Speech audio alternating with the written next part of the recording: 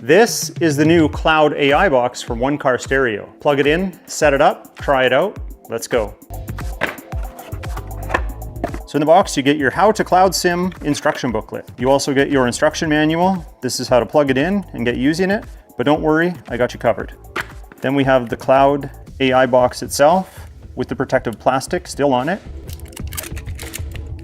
That didn't last long. You have a USB-C to USB-C data and power cable. You have a USB-A to USB-C data and power cable. They also give you this auxiliary 12-volt connector in case your CarPlay connection isn't giving enough power to the Cloud AI box on its own. On the side, you have a USB-C input for power and communication. Also, under this cover, you have a micro SD slot for extra storage, also called Transflash or TF for short in other countries, as well as a 4G SIM slot for a physical SIM card. This is for wireless data connectivity through a cellular provider. But remember, we're going to try something called Cloud SIM, which is connecting to the internet through an app. So why would you want Cloud SIM over a physical SIM or an eSIM? Well, the primary advantage is automatic carrier selection. That means Cloud SIM can dynamically connect to the strongest available network in the area. That's kind of a nice feature considering you might be using this for streaming, then you don't have to manually make different connections and interrupt your experience. All right, let's get this demonstration going. Okay, first we're just gonna plug it into our USB-C port. Now it's calibrating the screen and it'll return to fit the area that our regular CarPlay interface would use. So now it's booting up now that the resolution's changing.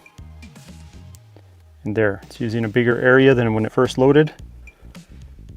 Now we just got to set everything up. So let's walk you through it. So one of the first messages we're prompted with is a Cloud SIM message. All right, so I've downloaded the app to my phone, which is another option that might make this setup a little bit easier.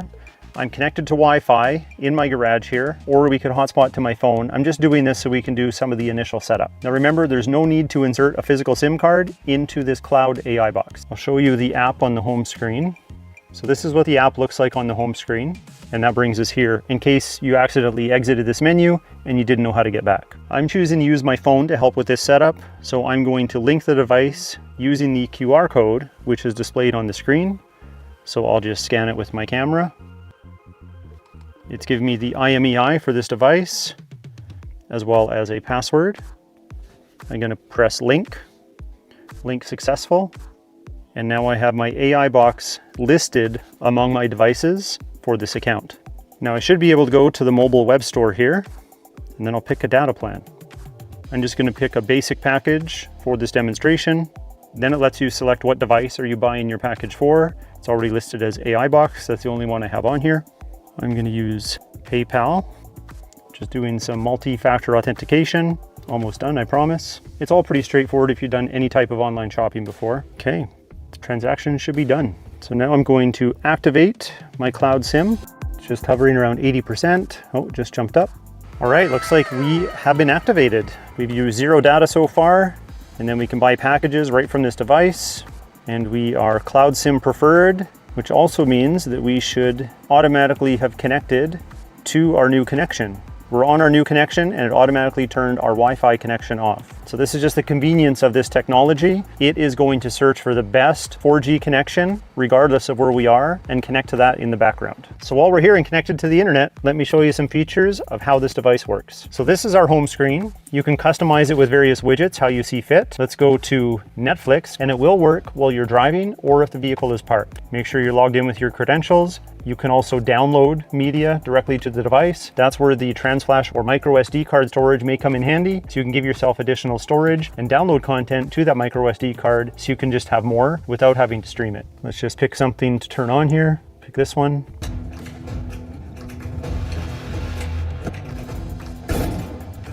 So you can see that works. I'm just gonna go home.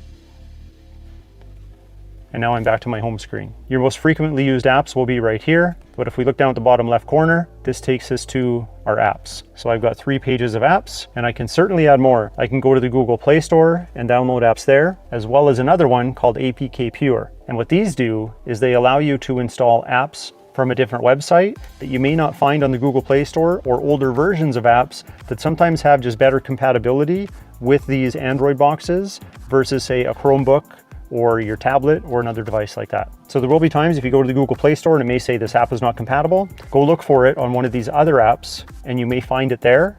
and then usually you can find a compatible version. Of course, YouTube works. CarPlay AI boxes. Now, as you may know, I've been a longtime partner with OneCarStereo. I have to say the audio and video synchronization for this YouTube video is actually pretty good, so it can also vary by the app that you're running. One thing that I like is the ability to do split screen. Let's take a look. Let's bring up this menu here, hit that button. Now it will ask, try another app to use as your split screen app. We'll pick Maps, and there we can have our navigation on the go, as well as we can have our YouTube video on the go. How cool is that? We can also quickly move into one of the apps just by dragging it from the middle right here. I'm also going to attempt to screen mirror. There's a screen mirroring app built right into this unit. Looks like it's going to work. Pick the Apple AirPlay like it shows on the screen here. And there we go, we are mirroring my screen. So you can definitely screen mirror with your phone through this unit as well. If you ever want to leave this interface and get back to your infotainment system without unplugging the Cloud AI box, just click on this car icon right here. It'll take you back to your infotainment screen. Everything will work exactly like it had before. And then to get back to the Cloud AI box, we just click Apple CarPlay and we're back. It's really that easy. And you do have a full internet browser built into this unit. So it'll take you right to Google, and then you can put in whatever search you want and use the internet just like you would on your tablet or a phone. And of course, your navigation apps work as you would expect. So with Google Maps, we can put in our destination and it'll figure out exactly how long it's going to take to get there and provide us with all of the navigation advice needed. Head towards Zari Road. So you get the prompts and everything just like you would with your phone or your built-in navigation system if you have it.